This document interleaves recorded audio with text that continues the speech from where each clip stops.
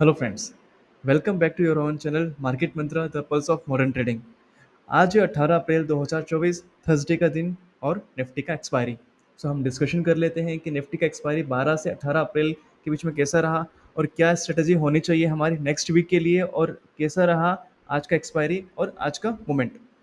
तो हम बात कर लें निफ्टी के वीकली एक्सपायरी 12 से 18 के बीच में। तो निफ्टी ने weekly closing to closing basis पे ऑलमोस्ट 758 पॉइंट्स का मोमेंट दिया है।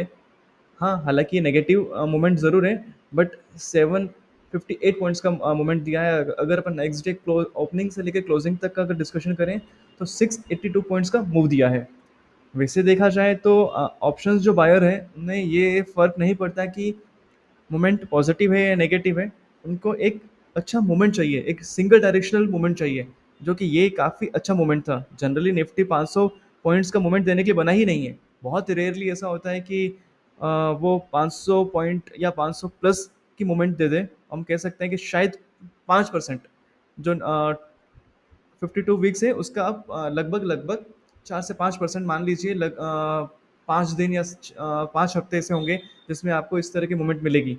सो अगर आप ऑप्शंस बायर तो इस तरह की वीक ये आपके लिए सबसे बड़ी अपॉर्चुनिटी है। सो अगर हम बात करें कि आज का दिन कैसा रहा, सो आज का दिन वैसे देखा जाए तो मार्केट ने ज़रूर एक गैप अप ओपनिंग लिया था, और गैप अप ओपनिंग लेने के बाद में थोड़ा सा वो कूल ऑफ होना शुरू हुआ। अगेन वो अपने डे हाई को ब्रेक करते हुए लगभग लगभग 22,330 का इसने हाई बनाया। तो सब कुछ अच्छा चल रहा था। तो सडनली ऐसा क्या हुआ कि मार्केट ने 1:30 बजे के आसपास एक स्ट्रॉन्ग सेलिंग, लगभग लगभग 200 पॉइंट की एक सिंगल 5 मिनट्स कैंडल बनाया, और देखा जाए तो मार्केट ने लगभग लगभग अपने डे हाई से 331 पॉइंट्स का नेगेटिव क्लोजिंग के साथ में 21,995, ऑलमोस्ट देखा जाए तो सबसे इंपॉर्टेंट या साइकोलॉजिकल जो सपोर्ट है निफ्टी का 22,000 का, उसके आसपास की क्लोजिंग दी है। तो बहुत सारी रीजंस हैं, लेकिन मैं अपने जो मेन इंपॉर्टेंट रीजंस हैं वो आपके साथ डिस्कशन करना चाहूँगा। जो जनरली जो एक रीजंस आपके सामने आ रहा है कि इसराइल के जो फाइनेंस मिनिस्टर हैं, उन्होंने एक बहुत बड़ा स्टेटमेंट दिया था कि हम ईरान को माफ़ नहीं करेंगे और हम उस पर एक स्ट्रिक्ट एक्शंस लेंगे। कह सकते हैं इत्तेफाक से वो स्टेटमेंट भी 1:30 बजे के आना था, और मार्केट भी लगभग लगभग 1:30 बजे के आसपास एक स्ट्रॉन्ग सेलिंग देखा गया। लेकिन वैसे देखा जाए तो ऑलरेडी उनके जो पीएम हैं, उनके जो डिफेंस मिनिस्टर्स हैं, उन्होंने ये स्टेटमेंट दे चुका है। और फाइनेंस मिनिस्टर तो देखा जाए तो वैसे डेडिकेटेड फाइनेंस के लिए रहता है। तो उनके स्टेटमेंट से इतना सेलिंग का रीज़न कुछ खास समझ में नहीं आया। एक्चुअल में जो मुझे लगता है जो मेन रीज़न है वो है एफ का सेलिंग। ये डाटा ज़रूर देखेंगे, अपन डिस्कशन करेंगे क्या एफ ने आज बहुत बड़ी सेलिंग तो नहीं की आज के दिन।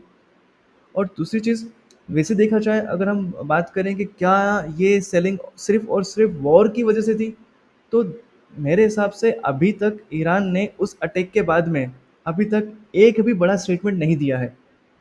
हाँ, इसराइल की तरफ से चाहे उनके पीएम हो या डिफेंस मिनिस्टर्स हो, उनकी तरफ से ज़रूर स्टेटमेंट्स आए रहे हैं, बट एक्चुअल में वो सिर्फ स्टेटमेंट्स दे रहे हैं। एक्शंस उन्होंने भी कुछ नहीं लिया है, और यूरोपियन कंट्रीज और यूएस की तरफ से उनको सपोर्ट भी नहीं है वॉर के लिए। बट आगे कुछ भी हो सकता है, लेकिन फिलहाल देखा जाए तो इतना टेंशन्स की बात नहीं है जब तक कोई एक्शन या ईरान या इसराइल दोनों में से कोई ना ले। तो मेन रीज़न जो मुझे समझ में आता है वो ये है कि वैसे देखा जाए तो जो डाउ जोन्स हैं वो अपने 52 वीक हाई से जो कि उसका है 39,781, उससे अभी 37,900 के आसपास चल रहा है, जो कि अपने 52 वीक हाई से ऑलमोस्ट 5% डाउन है। तो मतलब देखा जाए तो अभी क्या डाउ जोन्स 5% डाउन है, तो क्या हमारे जो इंडाइसेस हैं वो उतना नीचे आ चुके हैं या नहीं, वो हम एक बार चेक कर लेते हैं। तो अगर निफ्टी का अगर 52 वीक हाई से बात किया जाए तो आज की क्लोजिंग अगर देखी जाए तो 52 वीक हाई से सिर्फ 3.5% डाउन है, और अगर हम बैंक निफ्टी की बात करें तो सिर्फ 4% डाउन है। तो अभी भी जो ये करेक्शन आया है, एक्चुअल में जो आज जो करेक्शन आया है वो इसलिए आया है क्योंकि हम ऑलरेडी पेंडिंग थे हमारा correction as compare European country या ग्लोबल मार्केट के कंपैरिजन में, जो कि एक ये रीज़न है। सेकंड देखा जाए तो आज भी क्रूड ऑयल ने हमें सपोर्ट ही किया था। देखा जाए तो ऑलमोस्ट 3% के आसपास अभी जो क्रूड ऑयल है वो कूल ऑफ हुआ है, बट स्टिल हमारे मार्केट आज नेगेटिव थे। अगर हम निफ्टी के चार्ट्स की बात कर लें तो अभी निफ्टी ऑलमोस्ट अपने मेजर सपोर्ट पर है, 22,000 के आसपास। सो हमें ये देखना होगा कि अगर निफ्टी इसे इस चैनल को ब्रेक करता है, जो बहुत इंपॉर्टेंट है 22,000, तो हम कह सकते हैं कि नेक्स्ट हमें जो सपोर्ट मिलेगा वो लगभग लगभग 21,600 के आसपास को देखने को मिल सकता है, जो कि सीधा सीधा 300 पॉइंट के आसपास है। तो कल का दिन हमारा देखा जाए तो सेंसेक्स का एक्सपायरी भी है और इम्पोर्टेंट डे भी है हमारे लिए कि वो इस चैनल को सस्टेन करता है या एक नेगेटिविटी कंटिन्यू रहती है। सो सेकेंड जो इम्पोर्टेंट रीज़न जो मुझे लगता है वो है एफ आई एस का सेलिंग। आज भी देखा जाए तो एफ आई एस ने कैश मार्केट में लगभग लगभग 4200 करोड़ की सेलिंग करी है। वहीं पर इंडेक्स फ्यूचर्स में उन्होंने 7,000 करोड़ की सेलिंग करी है। वहीं पर स्टॉक फ्यूचर्स भी उन्होंने लगभग लगभग 4,500 करोड़ के बेचे हैं। अगर आप देखोगे अप्रैल में, आज अगर देखा जाए तो 18 तारीख हो चुकी है, अभी तक सिर्फ F I S 2 bar positive हुए हैं। ऑलमोस्ट हर दिन उनकी एक कंटिन्यू बड़ी सेलिंग आ रही है सामने। तो जब तक एफ आई एस की सेलिंग्स इसी तरह से बनी रहेगी, हमें एक सडन इसी तरह के मोमेंट्स मार्केट में दिखते रहेंगे। और हालांकि देखा जाए तो ये जो मोमेंट आई है लास्ट में, ये दो ही वजह से हो सकती है। या तो एफ आई एस अपनी स्ट्रॉन्ग सेलिंग करें या कंप्यूटर सिस्टम्स हो। सो वैसे देखा जाए तो मुझे लगता है कि एफ आई एस का सेलिंग, और जो दूसरा रीज़न है कि आजकल बहुत ज़्यादा एल्गो यूज़ किया जा रहा है मार्केट में। तो ये भी एक मेन रीज़न है कि हमें इस तरह के सडन कैंडल्स देखने को मार्केट में मिल जाती हैं। अगर हम बात कर लें निफ्टी के टॉप लूज़र की, जो निफ्टी पे अच्छा खासा दबाव बनाने की कोशिश कर रहे थे, उसमें से था अपोलो हॉस्पिटल। लगभग मोर देन 4% के आसपास में गिरावट शो करी गई है। टाइटन 3.5%। नेस्ले लगभग 3.28%। नेस्ले की चार्ट को अगर हम स्टडी करेंगे तो हमें पता चलेगा, इवन एक न्यूज़ भी है नेस्ले में कि एफ आई एस ने उनके फूड सिक्योरिटी को लेकर एक स्टेटमेंट दिया है कि उस वहाँ पर उनकी चेकिंग की जा सकती है। तो ये एक रीज़न था कि कहीं न कहीं जो इन्वेस्टर्स हैं उनको नेगेटिव चीज़ें लगी उन कंपनी को लेकर या कंपनी के प्रोडक्ट्स को लेकर। इसकी वजह से वहाँ पर एक सेलिंग प्रेशर हमें देखने को मिला। अगर हम बात करें तो आज जो निफ्टी को कुछ सेक्टर्स, कुछ स्टॉक्स सपोर्ट करने की कोशिश कर रहे थे, जिसमें स्पेशली कुछ सिलेक्टेड पीएसयूएस स्टॉक्स थे और टेलीकॉम स्टॉक्स थे। जैसे कि हम बात करें टेलीकॉम की, तो भारतीय एयरटेल हुआ, या भारतीय एयरटेल ने आज ऑलमोस्ट 4.5% की पॉजिटिव क्लोजिंग दी है। वहीं कुछ पीएसयूएस सेक्टर्स की बात कर लें तो पावर ग्रिड उसमें से एक है, जिसने लगभग लगभग 2.5% जो बढ़ गया। अगर हम बैंक निफ्टी की बात कर लें तो बैंक निफ्टी भी अपने डे हाई से 750 पॉइंट लुढ़क गया, और इसने जो क्लोजिंग दी है वो 47,000 के एक इम्पोर्टेंट सपोर्ट पे दी है, जो कि इम्पोर्टेंट भी है और साइकोलॉजिकल सपोर्ट भी है। आज जो बैंक निफ्टी में दबाव बनाने की कोशिश कर रहे थे, उसमें से सबसे ज़्यादा था एक्सिस बैंक, जो लगभग 2.5% के आसपास लुढ़क गया। वहीं इंडसइंड बैंक, आईसीआईसीआई बैंक या एचडीएफसी बैंक ने भी कोई कमी नहीं छोड़ी, मोर देन 1%। इनमें भी एक नेगेटिविटी देखी गई है। आज अगर हम बात करें टॉप गेनर्स की निफ्टी में, तो जैसे हमने डिस्कशन किया था कि कुछ पीएसयूएस सेक्टर्स ऐसे हैं जो कि सपोर्ट कर रहे थे, जिसमें से कुछ बैंकिंग सेक्टर्स भी हैं, जैसे कि बैंक ऑफ बड़ौदा हो गया, ये स्मॉल फाइनेंस बैंक हो गया, या पंजाब नेशनल बैंक या फेडरल बैंक, ये सब पीएसयूएस बैंक्स हैं जो कि आज कहीं ना कहीं बैंक निफ्टी को सपोर्ट करने की कोशिश कर रहे थे, लेकिन आज बिकवाली ज़्यादा हावी थी। आगे हम कंटिन्यू करते हैं अपने मार्केट के ओवरव्यू को लेकर। तो आज जितने भी इंडाइसेस हैं, चाहे या आप पीएसयूएस बैंक ले लीजिए, हालांकि ये ऑलमोस्ट फ्लैट ही क्लोजिंग दिया है, क्योंकि कुछ सिलेक्टेड पीएसयूएस बैंक्स में आज बाइंग थी। लेकिन इसके अलावा चाहे वो फार्मा हो, एफएमसीजी हो, मेटल हो, रियलिटी हो, एनर्जी हो, सभी आज अच्छी खासी नेगेटिव क्लोजिंग दी है। आज जो हमें सपोर्ट कर रहे थे वो सिर्फ और सिर्फ मीडिया सेगमेंट और टेलीकॉम सेगमेंट थे, जो हमें आज सपोर्ट कर रहे थे। तो एक हम डिस्कशन कर लेते हैं वॉर के बारे में भी। तो रशिया यूक्रेन का जो वॉर है वो कंटिन्यू है, सॉरी, वो तो कंटिन्यू चल ही रहा है। बट क्या रशिया यूक्रेन वॉर के बाद में हम आज के टाइम पे क्या 52 वीक हाई पे नहीं है? बिल्कुल है। सो वॉर तो चलता रहेगा। एक्चुअल में ये एक टेम्परेरी एक्शन है, जो मार्केट पर एक कोई ना कोई बहाना चाहिए मार्केट को कूल ऑफ होने के लिए। तो ये इस तरह के रीजंस आते रहेंगे। उसी तरह से इसराइल और इराक का जो कॉन्फ्लिक्ट है सेम वैसा ही है। ऐसा तो है नहीं कि इसरान इसराइल कॉन्फ्लिक्ट के बाद में दुनिया खत्म हो जाएगी या स्टॉक मार्केट खत्म हो जाएगा, ऐसा कुछ नहीं है।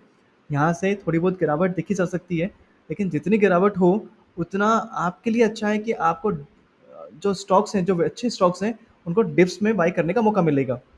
हाँ, अगर आप ये श्योर हैं कि ये जो कॉन्फ्लिक्ट है ये वॉर में बदल जाएगी, तो फिर तो मेरा एक सिंपल सा सजेशन है कि आप अभी सारे स्टॉक्स बेच दीजिए और जब नीचे आए तब आप बाय कर लीजिएगा। और अगर आप कंफ्यूज हैं कि हमें क्या करना चाहिए, तो सबसे इम्पोर्टेंट चीज़ है कि जहाँ जहाँ पर आपको वैल्यू बाइंग मिले या जो ब्लू चिप स्टॉक्स हैं जो कि आपको एक अच्छे वैल्यूएशन पे मिले या करेक्शन होने के बाद मिले, वहाँ पर आपको एंट्री कर लेनी चाहिए। या फिर वो स्टॉक्स जिसमें आप एंट्री करना चाह रहे थे लेकिन आपसे मिस हो गया था कि वो आपके जो वैल्यू है से ऊपर निकल गए थे, तो वहाँ पर आपको एक अच्छा ऑप्शन मिलेगा। तो वैसे ही अब हम बात कर लें एशियन पेंट की। एशियन पेंट एक ऐसा स्टॉक है जो कि ऑलरेडी काफ़ी ज़्यादा करेक्ट हो चुका है।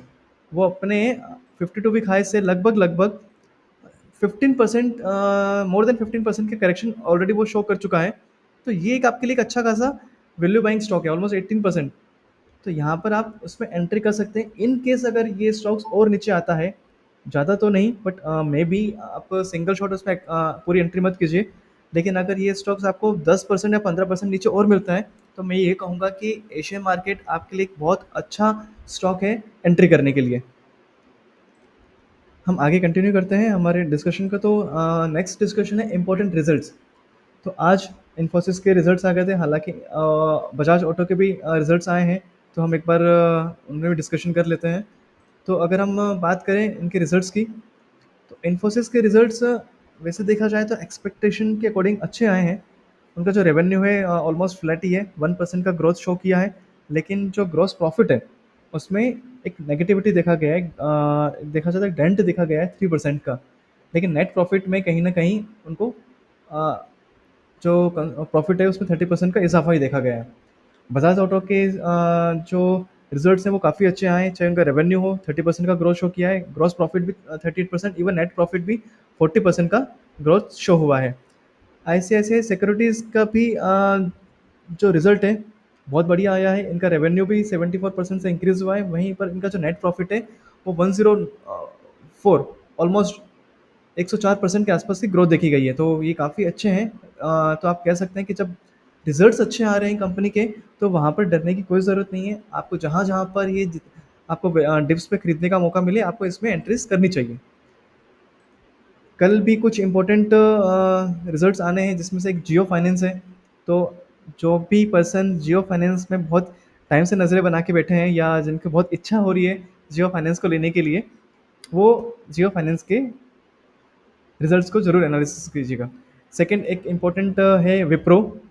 क्योंकि अब वैसे देखा जाए तो इम्पोर्टेंट जो आईटी सेगमेंट्स हैं वो टीसीएस, इन्फोसिस और विप्रो ही हैं। जो टीसीएस के रिजल्ट आ चुके हैं, इन्फोसिस के रिजल्ट्स आ चुके हैं, और विप्रो टीसीएस के रिजल्ट एक्सपेक्टेशन के अकॉर्डिंग ही था। इन इनफी के अगर रिजल्ट्स देखा जाए तो ठीक ठाक थे, कुछ खास बेहतर नहीं। इंपॉर्टेंट है कि वो कमेंट्री कैसे करते हैं, वो बहुत इंपॉर्टेंट रहेगी। और जब उनकी कमेंट्री आएगी तब तक विप्रो के रिजल्ट्स भी आ जाएंगे, तो हम देखने वाली चीज़ होगी कि कैसा रहता है। और हिंदुस्तान जिंक, इसके इम्पोर्टेंस भी, मतलब जो रिजल्ट है वो काफ़ी इंपॉर्टेंट है। क्योंकि अभी देखा जाए तो जो कमोडिटी सेगमेंट्स हैं, मेटल सेगमेंट्स हैं, वो काफ़ी अच्छे बुल रन पर हैं। तो जितना वो बुल रन पर हैं, उनके रिजल्ट्स भी क्या उनको सपोर्ट कर रहे हैं, या हमें देखने को मिलेगा। वहीं पर H D F C assets management जो है, उनके भी रिजल्ट्स आने हैं, ये भी एक हमारे लिए एक इंपॉर्टेंट रिजल्ट है। अब हम बात कर लेते हैं कैसा रहा एशियन मार्केट। अगर एशियन मार्केट की हम बात करें, तो चाहे वो जापानीज़ मार्केट हो, चाहे वो चाइना का हांगकांग हो, या एशियन मार्केट की अगर हम बात करें, तो आज एशियन मार्केट में ओवरऑल हमें बाइंग देखने को ही मिली थी। अगर कहीं पे नेगेटिविटी थी तो वो सिर्फ हमारे इंडियन मार्केट में। यूरोपियन मार्केट की भी बात कर लें तो यूरोपियन मार्केट भी ऑलमोस्ट कंसोलिडेट ही कर रहे हैं, चाहे वो लंदन हो, पेरिस हो या फ्रांस हो। ऑलमोस्ट ना कुछ खास पॉजिटिविटी है वहाँ पे, ना कुछ खास नेगेटिविटी है। तो कंसोलिडेशन भी एक बहुत अच्छी चीज़ है, क्योंकि कंसोलिडेशन के बाद में मार्केट अपनी एक डायरेक्शन लेने की कोशिश करता है। हम कुछ स्टॉक्स भी लेकर आए हैं आपके लिए, जिसमें से हमारा फर्स्ट स्टॉक है जुबलेंट फार्मोआ। तो ये एक फार्मास्यूटिकल कंपनी का है। इसमें एक न्यूज़ ये भी है कि इनका जो प्लांट था यूएस में, उन उस प्लांट को अभी जुबलिएंट ने क्लोज कर दिया है और जो रुड़की में जो उनका प्लांट है वो वहीं से सप्लाई करेंगे, एक्सपोर्ट करेंगे यूएस को। और यूएस में इनका काफ़ी अच्छा एक मार्केट है फार्मास्यूटिकल के लिए। तो ये एक पॉजिटिव न्यूज़ है। इससे उनके लिए जो लॉस मेकिंग जो प्लांट था उससे उनको प्रॉफिट भी होना शुरू हो जाएगा, क्योंकि वो क्लोज हो चुका है, तो एटलीस्ट वो हमें वो डेंट नहीं देगा। और अगर वो रुड़की से सप्लाई करेंगे तो कहीं ना कहीं उनके मार्जिन भी हमें इंक्रीज या बढ़ते हुए दिखाई देंगे। सेकंड जो है वो है टेलीकॉम शेयर्स, जैसे कि एयरटेल हो गया या इंडस टावर्स हो गए। मेरा ये सजेशन है कि अभी आप जितने भी टेलीकॉम शेयर्स हैं उनमें आप बने रहिए। अगर आपको टेलीकॉम शेयर्स नीचे बाइंग का ऑप्शन अपॉर्चुनिटी देते हैं तो आप उसमें और शेयर्स को ऐड कर सकते हो, क्योंकि टेलीकॉम शेयर्स पे फिलहाल जो व्यूज़ है बड़े प्लेयर्स का वो काफ़ी पॉजिटिव है, चाहे वो एफ आई आईज हो या डी आई आईज हो या एच एन आई क्लाइंट्स हो। सब अभी टेलीकॉम सेक्टर में काफ़ी बुलिश है। तो मेरा सजेशन रहेगा कि या आप अपना एनालिसिस कर सकते हो कि टेलीकॉम्स के जो शेयर्स हैं उनको आप ज़रूर स्टडी करें। एक इम्पॉर्टेंट न्यूज़ ये भी है कि आइडिया वोडाफोन में एफपीओ उन्होंने लॉन्च किया है। सो वैसे देखा जाए तो अभी आइडिया वोडाफोन का जो शेयर्स है वो काफ़ी ज़्यादा गिर चुका है।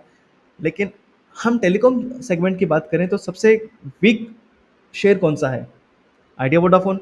और वही वीक जो स्टॉक है वो सबसे बड़ा एफपीओ लेकर आ रहा है। वैसे देखा जाए तो एक ये रूल है कि जनरली 3 तरह की प्रॉब्लम्स आ सकती हैं किसी कंपनी में। या तो प्रॉब्लम आ सकती है उनके प्रमोटर्स को लेकर कि प्रमोटर्स अच्छे हैं या खराब हैं।